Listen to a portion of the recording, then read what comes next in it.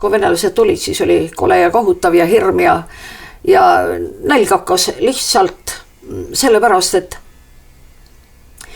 ma ei saa ütelda, mul ei ole kunagi ühegi rahva vastu viha ja ma ei saa ütelda, et ma usun raudselt, et venelased tahtsidki sakslasi surnuks näljutada.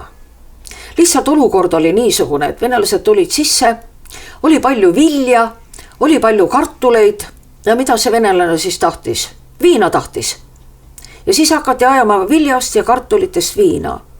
Aeti kõigest viina ja joodi, ohvitserid jõid, pakkusid ka oma sõduritele, sest kui tapatööd oli teha, siis oli hea, kui sõdur natuke purjus oli, siis ta ei kuulanud oma südametunnistuse häält niivõrd, kui täitis käsku, eks ole. Ja järgmisel aastal ei olnud enam midagi maha panna, sellepärast, et kõik see seemnevili ja kõik see kartul oli ju läinud viinaks. Venelased ületasid ühes kohas Nennensdorfi lähedal, ühesõnaga väikese külakese lähedal, ületasid piiri. Said sakslaste käest selle küla endale, ületasid piiri. Siis hakkas üks õudne saksa naiste vägistamine, laste tapmine, tüdruklaste vägistamine kuni 3-aastasteni välja. Naised vägistati ja tapeti, mõned löödi aidauste külge ihualasti naeltega, nagu Jeesus ristil. Ühesõnaga nad märatsesid seal nii palju, kui nad jaksasid. Ja ohvitserid vaatasid selle peale niisuguse pilguga, et aga mehed pole ju ammu naist saanud, et las nad siis nüüd saavad, mida võitja on õigustatud saama. Nii. Aga asi läks ikka niivõrd hulluks ja sakslased võitsid ägedas võitluses selle küla tagasi. Ja vaat nüüd tekkisid sakslased nägid ju siis, mis seal külas oli tehtud. Ja see läks nagu kulutuli sõnaga. Otse kohe kõik said teada Saksamaal, mis on juhtunud, mida venelased teevad, kui nad tulevad. Tööd ka ei osanud venelased organiseerida, täielik organiseerimatus. Teate, on olemas sõna ohlokraatia. Vot see tüüpiline ohlokraatia toimiski seal. Venelased, kes tulid Venemaalt, sest Venemaale olid pandud üles kuulutused, et tulge Königsbergis saate jala pealt rikkaks. Siin on korterid tühjaks jäänud, sakslased on ära põgenenud osa, kõik on järel ilusad serviisid, klaverid, ma ei tea, mis kõik sõnaga. Venemaalt tulidki. Kes tulid? Tulid kaltsakproletariaat, tulid pätid, tulid igasugused kaabakad sõnaga. See sõnnik, mis vee peal ujub. Kui nüüd alustada sellest, kes kõige enne läks, siis kui meie see esimene maja pommitabamuse sai, siis oli talveaeg ja meid evakueeriti lahtise veeauto peal Rauschenisse. Ja seal oli nagu turvalisem, sellepärast, et Rauschenit üldiselt ei pommitatud. See oli nagu suvituslinn, ütleme nagu Tallinna ligidal Nõmme, seal ei olnud mitte midagi ära pommitada.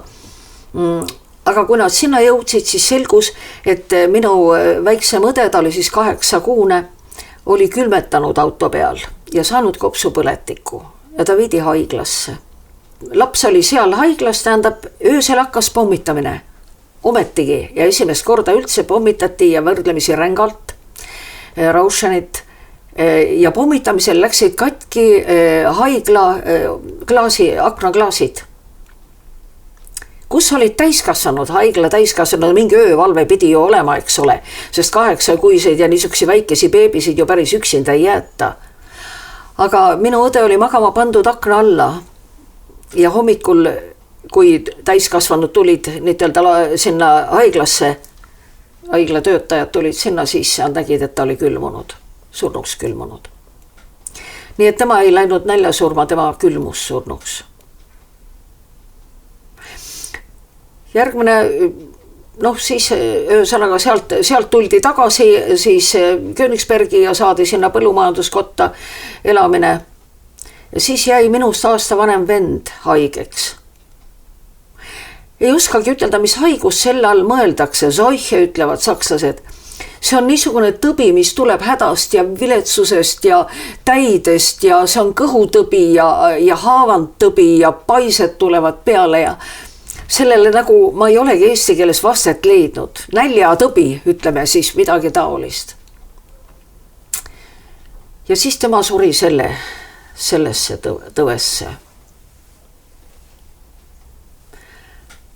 No järgmine olin nagu mina, sest ma olin isegi tubli olnud, et ma olin endast aasta vanemast vennast ellu jäänud, eks ole. Tema läks, aga mina elasin veel. Aga ega siis mingi kauaks enam ei olnud. Mul hakkasid jalad mädanema. Mul oli suur kõht, näljapaistetus, niisugune suur kõht ees, seelik seisis kuidagi kõhu peal niimoodi. Ja vaat siis tuli Eestist üks naine, ta oli juba natuke üle 40, tuli oma vanema tütrega sinna, tal oli seal tuttavaid ja ta tuli sinna külla. Ta kujutas endale ette, see oli 46. aasta september, kujutas endale ette, et seal on elu umbes sama nagu Tallinnas, et noh, venelased on küll sees, aga kõikidel olid juba vene passid sel ajal olemas, Nõukogude passid Eestis. Ja vaat niisuguse arvestusega ta mõtles, et ta päästab ühe lapse elu. Ta tahtis päästa selle lapse elu, kelle juures ta nagu korteris oli seal. Sel naisel oli laps, aga see laps oli juba küllaltki niisuguses letargias, ta oli juba näljast nii nõrk ja mul on kuidagi ka pilt silmade ees, kuidas see laps istub tooli peal niimoodi, noh nagu ühele poole viltu vajudes ja silmad nii pool kinni juba ja ta oli minust suurem. Aga see ema ei andnud teda. Sest ema ütles, et ta ei pea sellele reisile vastu, ta sureb teel nagu nii ära ja teil ei ole mingit matmise võimalus seal tee peal, ta visatakse lihtsalt laiprongist välja ja ongi kõik. Ja ma ei taha seda. Ma tahan, et ma tean, kuhu mu laps on maetud. Kui ta peab surema, siis ta sureb siin ja ma matan ta siin maha. Aga ütles see naine, kui te tahate ühte last kaasa võtta, siis ma tean ühte peret, kus 2 nooremat on juba läinud ja järgmine on minemas.